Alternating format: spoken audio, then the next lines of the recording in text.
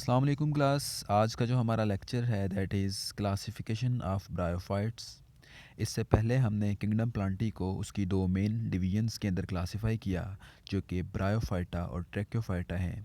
आज हम उसकी पहली डिवीजन ब्रायोफाइटा को मज़ीद क्लासिफाई करेंगे उसकी तीन सब डिवीजन्स के अंदर, जिनके नाम हेपेटिकोप्सिडा, ब्रायोप्सिडा एंड एंथोसिरोटी हैं।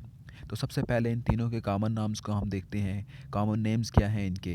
तो हिपैटिक को हम लेवरवर्ट्स भी कहते हैं, ब्रायोप्सिडेंस को मोसिस का नाम देते हैं और एंथोसिरोटी को हम हॉर्नवर्ट्स का नाम भी देते हैं। हिपैटिक का हैबिटेट अगर देखें तो ये आपको मॉइस्ट रॉक्स और वेट सॉइल्स के अंदर देखने को मिलेंगी। ब्रायोप्सिडेंस आपको खुश्क जगहों के ऊपर देखने को मिलेंगे और एंथोसिरोटी आपको पहाड़ी इलाकों के अंदर मोस्टली देखने को मिलेंगे। अब अगर इनके गमेटोफाइट प्लांट की बात करें तो हेपेटिक का जो गमेटोफाइट प्लांट है वो थैलाइड भी हो सकता है, यानी थैलसनुमा, जिसके पास true leaf, true shoots, true stems वगैरह नहीं होते, लेकिन leaf like, shoot like, stem like और रूट लाइक स्ट्रक्चर्स हो सकती हैं।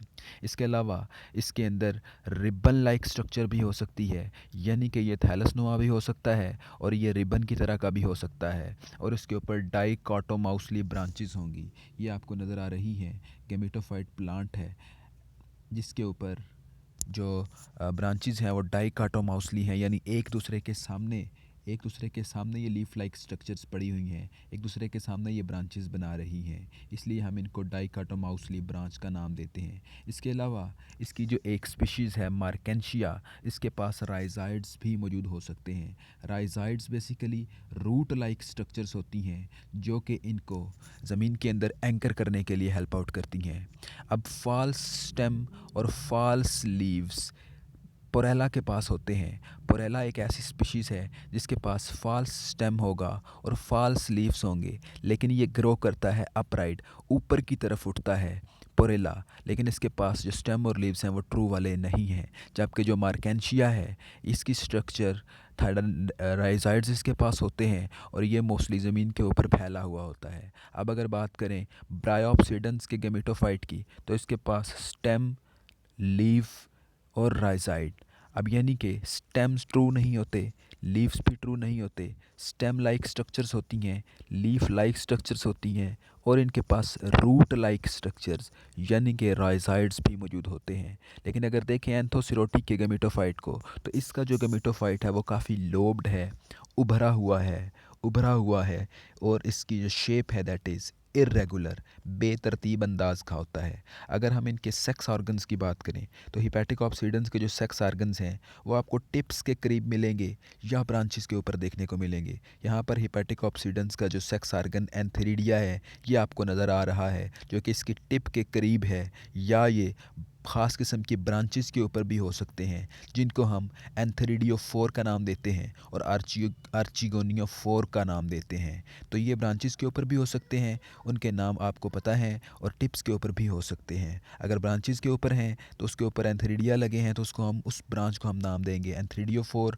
और अगर उस ब्रांच के ऊपर आर्चिगोनिया लगा हुआ है तो उसको हम नाम देंगे आर्चिगोनियो 4। बेसिकली एंथेरिडिया और आर्चिगोनिया इनके सेक्स ऑर्गन्स हैं। अब अगर सेक्स ऑर्गन्स ऑफ ब्रायोप्सिडेंस की बात करें तो इसके जो सेक्स ऑर्गन्स हैं वो दोनों के दोनों यानी एंथेरिडिया और आर्चिगोनिया एक ही प्लांट के ऊपर होते हैं। और ये किस केस में देखने को मिलेगा? ये हमें स्पीशीज़ फ्यूनेरिया के केस में देखने को मिलेगा।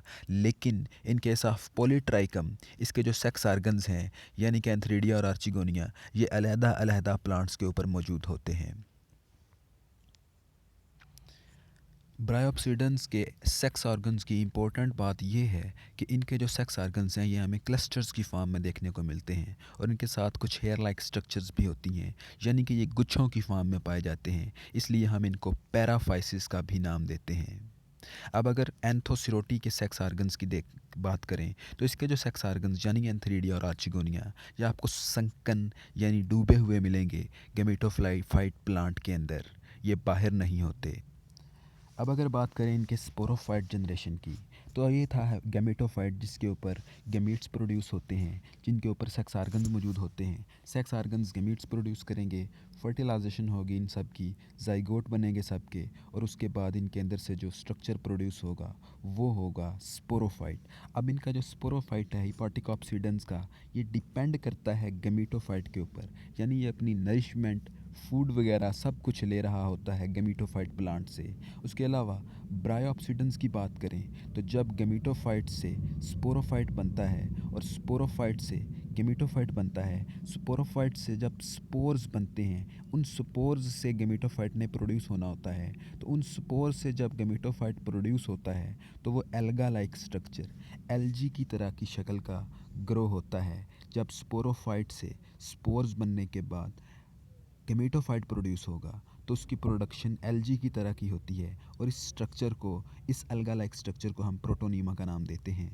उसके बाद इनका भी स्पोरोफाइट जो पौधा है वो डिपेंड कर रहा होता है इनके गेमेटोफाइट प्लांट के ऊपर नरिशमेंट वगैरह के लिए। अब अगर बात करें एंथोसिरोटी की, तो इनका जो स्पोरोफाइट है वो सिर्फ शुरू की एज में, अर्ली एज, और वो भी बहुत कम टाइम के लिए डिपेंड करता है गेमेटोफाइट पर। उसके बाद ये बिल्कुल भी स्पोरोफाइट के गेमेटोफाइट के ऊपर डिपेंड नहीं करता। ये इंडिपेंडेंट होता है। इसके पास अपने मैकेनिज़म्स हैं ख़ुद को सर्वाइव करवाने के लिए, और उन मैकेनिज़म्स की वजह से जब गेमेटोफाइट प्लांट की डेथ हो जाती है तो उसके बावजूद स्पोरोफाइट ज़िंदा रहता है।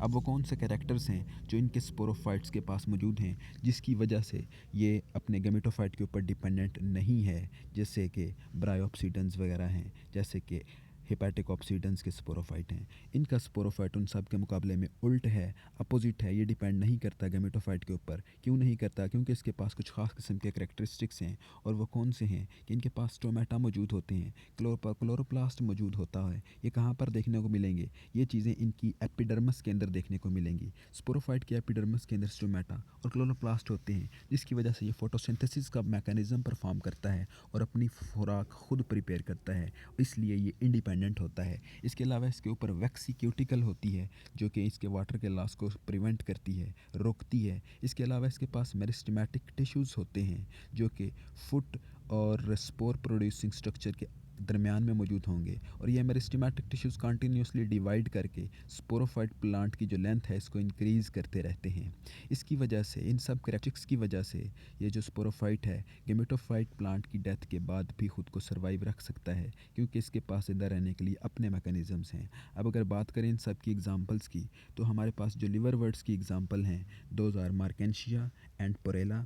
और अगर हम बात करें ब्रायोप्सिडन्स की एग्जांपल्स, तो ये हैं हमारे पास फिनेरिया और